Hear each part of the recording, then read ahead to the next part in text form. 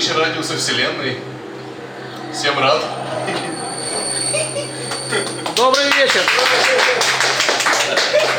Толпа в восторге.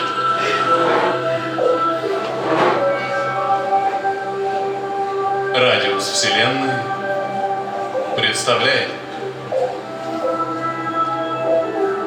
рассказ Михаила Нефедова «Пригородный поезд.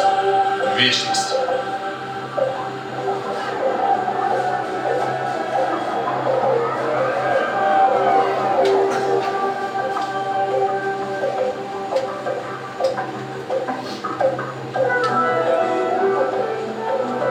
А как хорошо все начиналось. Впервые за эти чудовищные дни на губах моих играла улыбка, а в сумке, рядом с бутылкой дорогого виски, лежал томик «Преступление и наказание» Достоевского. Как-то я вычитал, что хорошим тоном считается оставлять рядом с местом самоубийства умную книгу. Таким образом, почивший якобы намекает обезумевшим от горя родственникам и хмурым полицейским, что был яркой личностью с тонким внутренним миром, а не просто заурядным сбрендившим клерком или истеричной домохозяйкой. Я не планировал сочинять патетическую предсмертную записку, поэтому такая идея показалась вполне занимательной. Оставив позади книжный магазин, я завернул за угол и побрел вдоль парка навстречу дому. Итак, трагический роман, дорогой алкоголь и пистолет должны были составить мне теплую компанию сегодняшним холодным вечером. Я представил, как тело с дырой в затылке и милой улыбкой найдут хозяева дома, и с некоторым злорадством подумал, что миссис Хьюбер замучается отмывать психоделические пятна из мозгов со своих итальянских обоев. Так ей, черт выскоперняй, ей надо. Моросил дождь. Сквозь низкую ограду парка черные деревья слепо шарили кривыми лапами, а редкие уличные фонари светили ярко и назойливо.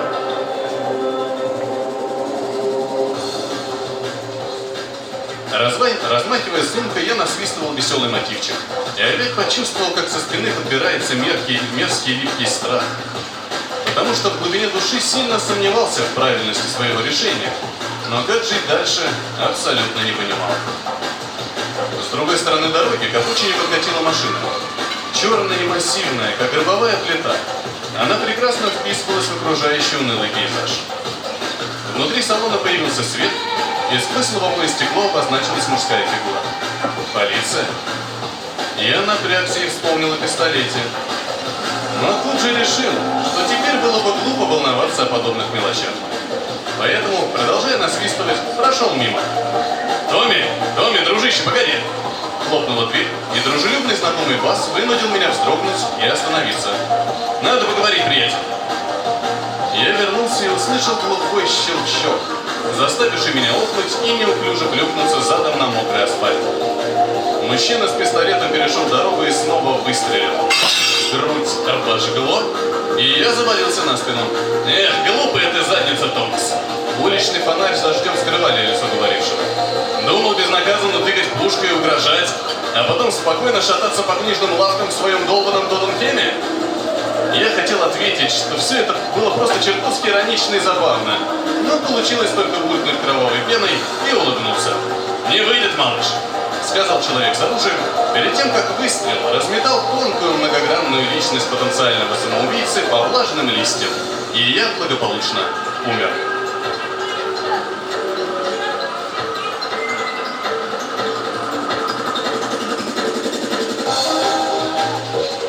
«Сэр, вам надо оплатить проезд», — ворчал издалека хриплый голос, а мне было 5. Я болел и обнимал любимого плюшевого медведя, лежа в теплой родительской постели. «Прошу, не задерживайте нас». «Нет, мне было 14. Я отдыхал за городом, растянувшись на траве под старым дубом. Сквозь сомкнутые веки пробивалось солнце, а рядом истошно лаял маленький пес брата. «Гав, оплатили проезд! Гав! Ну что за наказание? Почему всегда находится любитель подрыхнуть? Рррр!» Я отмахнулся и перевернулся на другой бок. Мне было 23, и я лежал на влажных от слез и пота алкоголя простынях, судорожно сжимая подушку. Под кроватью раздраженно хрипели. «Мистер Цербер, если эта душонка сейчас же не проснется и не заплатит, выкиньте ее в Тартар. Ну или в Дублин, тут уж на ваше усмотрение».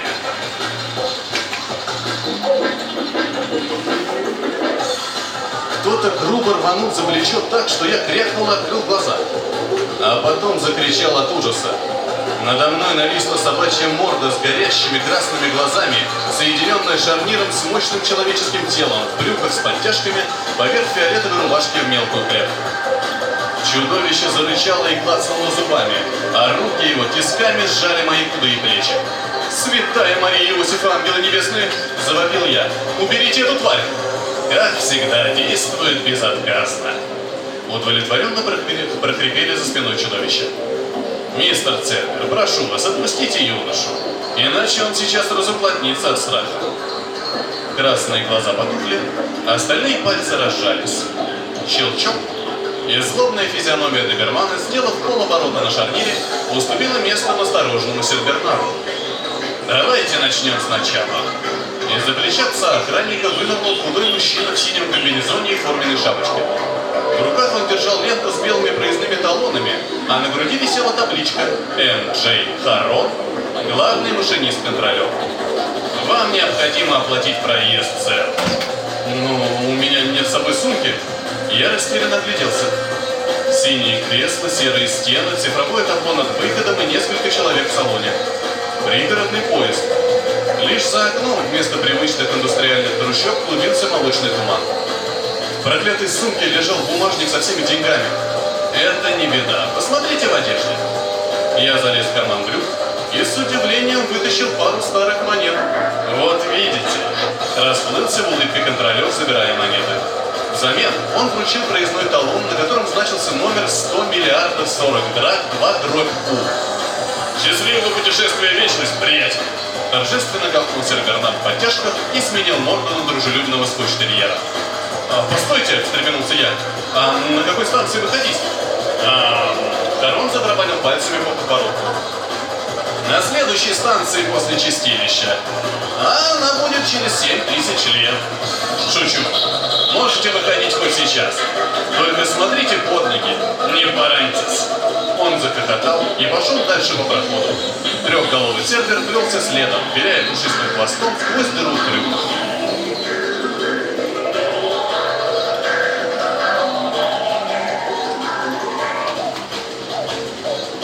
Пригородный поезд мчался сквозь белый тоннель, а я откинулся в кресле и задумался. Получалось, что хотя мое тело стало лакомством для червей, мир не готов просто так отпустить меня, и теперь я оказался не весь где и непонятно зачем. Конечно, это было гораздо лучше, чем скучное мирное гниение на кладбище в Сассексе. Дремавший рядом едкий старик в ночной рубашке сжал в руках белый талон и пробормотал закрытыми глазами. «Уж лучше так, чем попасть в лапы к этим массадовцам». Я хмыкнул и направился к выходу из поезда. Дверь вагона была массивной и дубовой, с резной ручкой и глазком. В кармане пальто лежал револьвер, который мне дал Ставер. Он великодушно согласился забыть про мои огромные долги в обмен на простую услугу.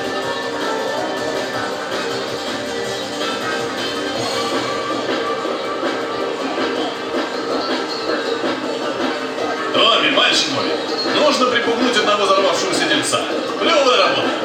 Ставер держал стакан виски, и я разглядывал хромированную поверхность пистолета. «Этот гаденыш не только наотрез отказался от покровительства хороших людей, но и рассказал о таком щедром предложении копам. Неслыханная дерзость, ты ведь понимаешь?» Я неуверенно кивнул. «Так мне всего лишь нужно смотреть в оба, чтобы никто не нарушил вашу идиллию?» «Без проблем». Мы стояли у двери взорвавшегося дельца. «Покажем, что не шутим, посветим стволом, можно даже бахнуть в стену для эффекта». Ставер хохотнул. «Посмотрим, как он обгадится, посмеемся и уйдем». «Отличный план», — выдохнул я и нажал кнопку звонка.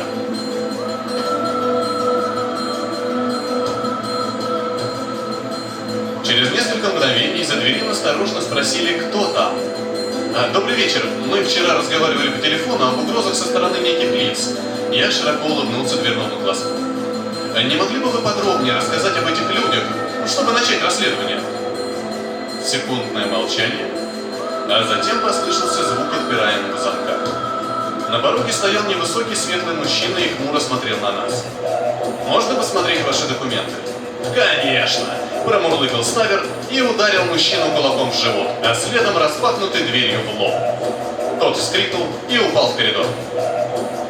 Напарник вошел внутрь, оставив меня сосредоточенно щуриться в морозный вечерний воздух.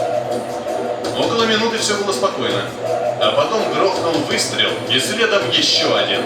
И я рванул дверь к себе и влетел в дом. Ни Ставера, ни его жертвы видно не было. Зато присутствовали желтые стены, антикварная мебель и небольшой столик, за которым беззаботно восседал гигантский крыс. «Ну, наконец-то!» — сказал грызун.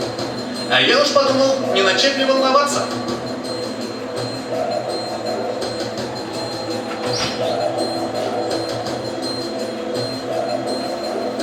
В длину он был никак не меньше 2 метров. Черная лоснящаяся шерсть на голове переходила в белые упитанные бока, делая морду крысы похожей на маску средневекового палача. Длинные усы плясали в такт с розовым носом, который, казалось, жил своей жизнью, а бусинки глаз смотрели на меня с явной иронией. «Прошу простить меня, сэр». Я виновато развел руками. Заблудился в ворохе собственных воспоминаний. «Понимаю. Времени как физической величины здесь не существует, поэтому воспоминания становятся реальностью и превращаются в коктейль из тогда и сейчас». Кивнул грызун и для значительности лихо взмахнул голым хвостом. «Тем не менее, рад знакомству. Я мистер Кры, но зовите меня просто Роджер». «Томас». Мы обменялись рукопожатием. Получилось чрезвычайно странно. Думаю, не ошибусь, если решу, что ваше «здесь» означает «здесь, в загробном мире». Да бросьте вы в самом деле, загробный мир? Мистер Кры осклабился. Ох, это наивная людская эзотерика. А я верю в теорию суперструн. Слыхали? Сталкивался, засмеялся я. Где-то. Замечательная, изящная теория. Из нее следует, что наша родная Вселенная одна из мириад со своими физическими законами в каждой. И процесс умирания, как и процесс рождения, всего лишь переход между соседними вселенными. При этом меняются некоторые константы нашего бытия, но суть остается той же. Как будто сэндвич, который когда-то был хлебом и сыром, становится бутербродом и попадает внутрь, а там разделяется на питательные вещества и... Да. Основную мысль вы уловили абсолютно верно. И кто же создал эту многовселенную? Создал? Удивился Роджер. Вы имеете в виду бородатого дяденьку на небе, Рад Ай Пригород. Все это глупости. Существует лишь одно проявление высшей силы. Единство и борьба противоположностей. Хаоса и порядка. Этот мир принимает из нашей вселенной живых существ с их хаотичным самосознанием, а взамен дает главный ресурс порядка – время. Мы здесь производим время, да, сэр? Я ошалел, уставился на него. Ничего, вы скоро сами все увидите. Крыс взял меня за руку и повел по желтому коридору главной фабрики порядка в мультивселенной.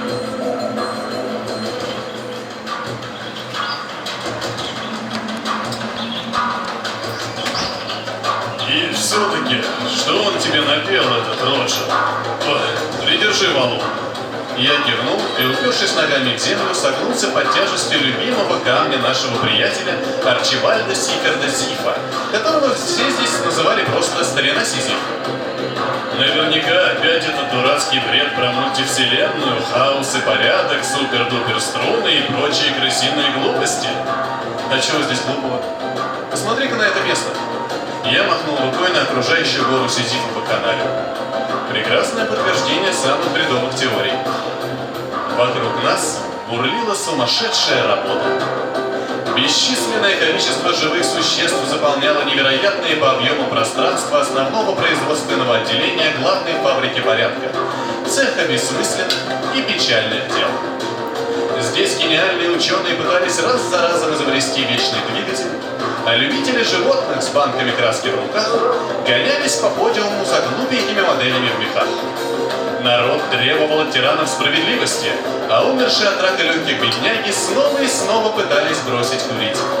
Раскрасневшиеся спорщики с пеной у рта доказывали друг другу, что индиго красивее бирюзового, коммунисты честнее демократов, барокко изящнее рококо, а хлеб с маслом вкуснее масла с хлебом.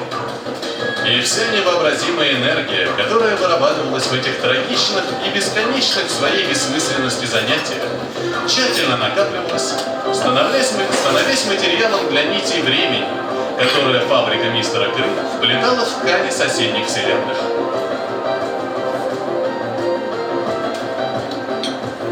И что-то здесь все равно не срастается. Сизиф наконец справил дела и сменил меня уками. Почему здесь только взрослые подростки? Где маленькие дети? Кто здесь главный босс, помимо Роджера? И, наконец, почему я ни разу не видел здесь ни одного представителя семейства кошачьих? А об этом, кстати, уже спрашивали нашего главного крыса. Он в ответ только захихикал и потер лапы. Я задумался. Забавно выходит. Я думал, что после смерти все либо закончится навсегда, либо будет вторая серия и придет понимание сути мироздания. А нас зарядили в колеса, как белок, во имя высшей цели. Опять. Знаешь, что лично я думаю? Сизиф напрягся и сдвинул валун на несколько сантиметров вгору. Что наши души как бы просто концентрат информации. И умирая, человек становится частичкой огромного банка данных. Тогда это место всего один из многих тематических разделов. А наш грызун всего лишь мелкий надзиратель, инженер. Только не говори Роджеру об этой теории, улыбнулся я, а то еще загрызет. Да видал я эту жирную мышь. Сзади сдержанно кашлянули. Джентльмены, меня невероятно увлекла эта беседа, но почему бы не сосредоточиться на своих прямых обязанностях? Мы вздрогнули и обернулись. Позади стоял мистер Кры и пытался прикурить сигарету. Он держал зажигалку в своей четырехпалой передней лапе, а когтем другой безрезультатно пытался получить искру. Боже, ну что за мучение? Кто? Будьте любезны, помогите. Сизиф хмыкнул и покатил камень дальше, а я взял у грызуна сигарету и прикурил ему и себе. Иногда я очень завидую людям. С 5 пальцами не в пример удобнее жить. Мистер Кры выпустил струйку дыма и окинул взглядом свои владения. Знаете, а ведь я в мирской жизни был необычной крысой. Правда? Да, друг мой, я виртуозно открывал пластмассовые мисочки с едой. Редкий дар, надо заметить. Обо мне даже репортаж делали. Но моей мечтой было научиться открывать замок клетки. Похвальное стремление к свободе. К сожалению, когда наконец клетка была вскрыта, меня сразу съела кошка. Такой вот удел романтического мечтателя. Я промолчал.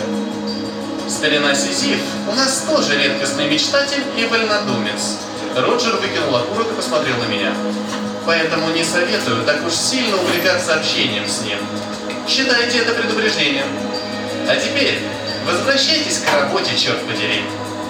Он махнул хвостом и скрылся в людской суматохе.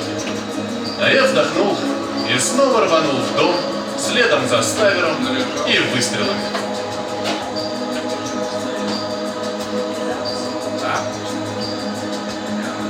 В коридоре пусто. Антикварный стул разломан в щепки, а желтые обои обмазаны красным. Похоже, у кого-то кровь пошла носом. Из комнаты слева донеслась брань, и я кинулся на голос. «Твою раз так!» Ставер размахивал пистолетом посреди гостиной, держась другой рукой за бок.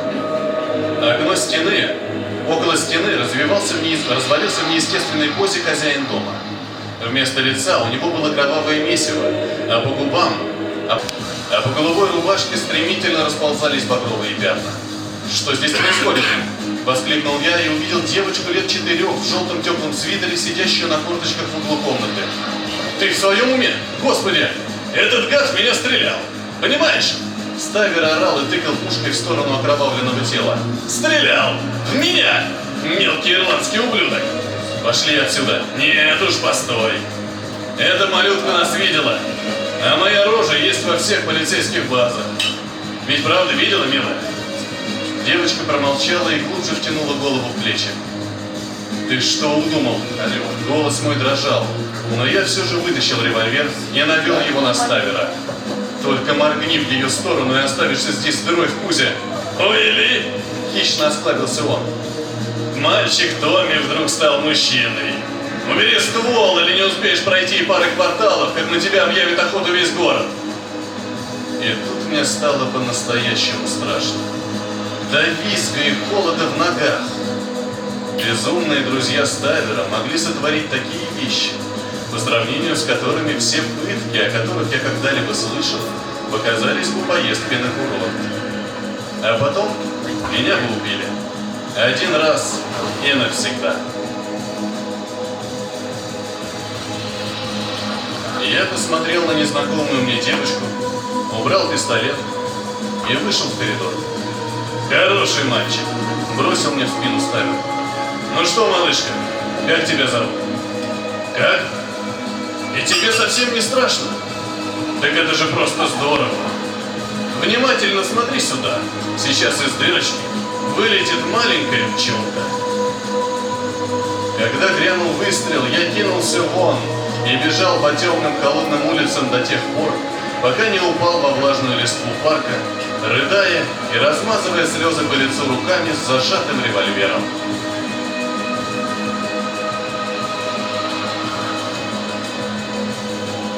«Том! Очнись, Том!»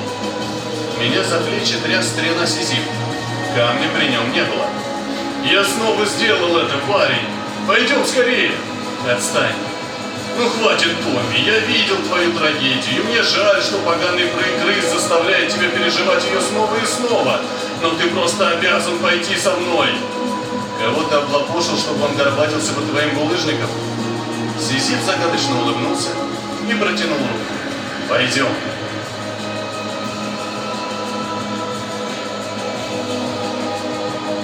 На вершине горы стоял валун. Сам. Его не подвешивали, не подпирали и не держали. Сизиф чуть не лопался от гордости. «Я долго думал, малыш. Ты даже не представляешь, как долго. Один раз я уже провел смерть, ну ты знаешь, наслышан. Главное, что от меня ускользнуло, почему здесь нет детей. Но кошмар твой все расставил по местам. Они просто не боятся смерти, потому что не знают, что это. И... Да как ты не понимаешь?» Сизиф обвел руками копошащееся пространство вокруг. «Это место существует только потому, что почти все люди боятся смерти. И мы не выполняем здесь работу на благо порядка. Не делаем тут нити времени, а готовим прутья и засовы из своей боязни. Это тюрьма смерти. Господин Зиф, вернитесь к работе, пожалуйста». Невесть, откуда взявшийся Роджер, невозмутимо осматривал достижения моего приятеля. «Не смущайте людей!» «Явился все-таки!» Сизиф напряженно рассмеялся. «Пусть вокруг слышат, что ты обманываешь их. Ты приходишь за каждым. Ты всех уравниваешь и всем раздаешь по заслугам. Ты смерть! И я обманул тебя во второй раз. Закатил валун, потому что раскусил тебя». Забавно, как много версий мира после финальных титров придумал человек, спокойно сказал крыс. Адское пламя, райские кущи, реинкарнация в травинку, черви, разложение, параллельные вселенные и прочая чепуха. Все их объединяет одно – страх. Страх того, что это может оказаться правдой. Или ложью. Страх неизвестности. Он взмахнул хвостом, и валун испарился. Взмахнул еще раз, и Сизифа вывернуло наизнанку, а потом разорвало в клочья. «Вот видите», Роджер смотрел на меня с усмешкой. Закатив несчастный камешек, старина Зиф перехитрил только свой булыжник. Но бояться не перестал, как и другие хитрецы. Потому я могу делать с кусочками отходов мироздания, которые люди так пафосно величают бессмертными душами, все что угодно и бесконечно долго. А господин Зиф не прав. Я не смерть. Я страх. И это все мои владения. Значит, перестав бояться, мы раз и навсегда станем свободными? Сквозь зубы процедил я. Запертые в своих камерах спорим, потому что боимся оказаться неправыми. Творим, потому что боимся остаться непризнанными и быть забытыми. Сбегаем, предаем, придумываем оправдания, потому что боимся. И даже после смерти попадаем в эту ловушку. Крыс смотрел на меня, вертел хвостом и хихикал. «Замечательная речь», — сказал он с издевкой. «И что дальше, Томми, мальчик мой?» Я улыбнулся и снова рванул в дом вслед за Ставером и выстрелами. «Не сметь!» – зарычал Страх и бросился следом, обнажив острые передние зубы. Но было уже поздно.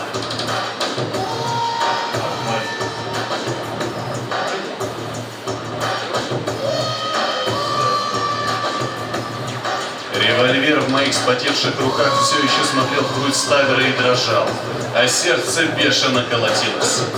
Страх был уже здесь. Он подружески напомнил, что друзья стоящего напротив маньяка могут сотворить такие вещи, по сравнению с которыми самые изощренные пытки показались бы поездкой на курорт. А потом меня бы убили. Один раз и навсегда.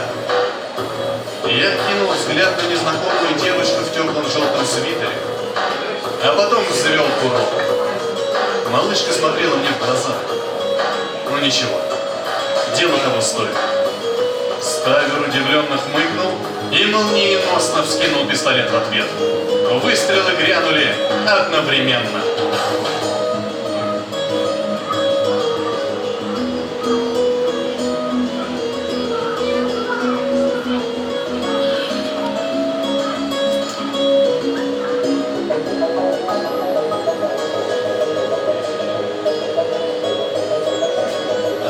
«Это снова ты!» – удивленно прохрипел М.Джей Харрон, разглядывая мой проездной талон.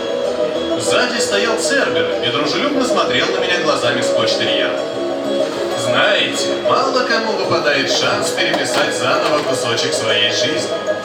Наверное, вы совершили нечто невероятно выдающееся. Да нет, всего лишь поборол страх. Вот как. Это очень похвально. Жаль, что такие люди попадают сюда чрезвычайно редко. В основном все хотят просто банально обмануть меня. Помню, как некто Сизиф. Внезапно все пространство вокруг гневно затрещало, а в проходе вагона появился мистер Крым. Хвост его бешено колотил по полу, черные глаза налились кровью, а когти передних лап судорожно рвали будущую жертву.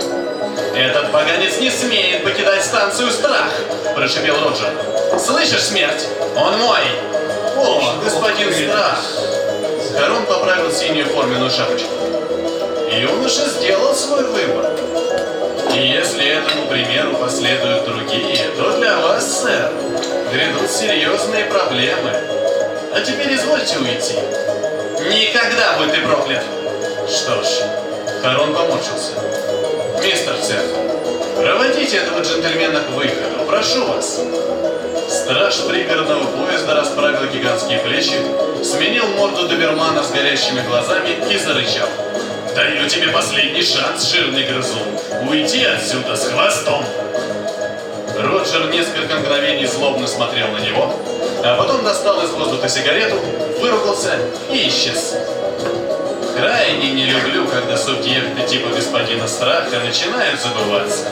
Вздохнул Харрон. Итак, Томас, теперь, когда у вас есть свобода и право выбора, на какой станции желаете выйти? Я задумался. А что бы вы посоветовали? Ну, молодой человек, из меня крайне плохой консультант. М.Джей Харрон засмеялся. Но я слышал, что на станции Истина заваривают невероятно вкусный чай.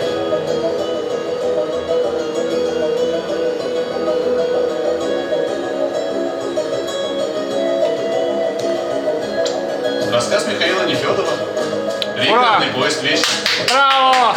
Браво! Спасибо! Не обошлось. Итак, Михаил Нефедов, вот автор рассказа, который был первым озвучен. Ваши впечатления вообще о вечере, вот о мероприятии, как вот?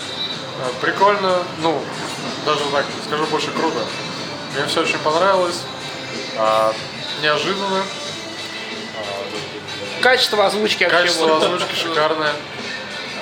Штука в том, что всегда это как бы такая визуализация рассказа, и она очень интересно воспринимается, очень интересно слушать. И как бы, когда ты сочиняешь что-то и потом это перечитываешь, ну, впечатление одни. Когда ты слушаешь, уровень визуализации он гораздо больше. И это интересное впечатление. Обещаете новые рассказы на ближайшем будущем? Вот вы как автор, вот такой перспективный, Вот интересный. так скажу такую вещь, что такие вот мероприятия, они как Стимулируют, раз стимулируют, причем очень сильно. Это значит, что ты не просто там куда в пустоту пуляешь свои мысли, а значит, что у тебя есть какой-то, такой хотя бы осознание того, что это все кем-то воспринимается. По-моему, для каждого автора это вообще самое главное. Даже не гонорары, даже не вот главное отклик. И вот это очень круто. Но вот сегодня наша многоголосая аудитория вас так восторженно приветствовала, вообще вот ваши произведения, еще более бурные овации. Так что ждем от вас новых произведений. Спасибо. Какой у вас псевдоним вообще? Вот по каким аккаунтам вас можно найти вот в сетях, на пока интернет-порталах? только на нескольких таких прям крайне-крайне узко специализированных форумах, сайтах. Я думаю, что я постараюсь расширить свою географию присутствия. Поэтому сейчас можно посмотреть на Фантаст.ру. Хорошо. Спасибо. Это был Михаил Нефедов на канале Трилбит Видео. Спасибо. Всем спасибо. Пока. Спасибо. До свидания.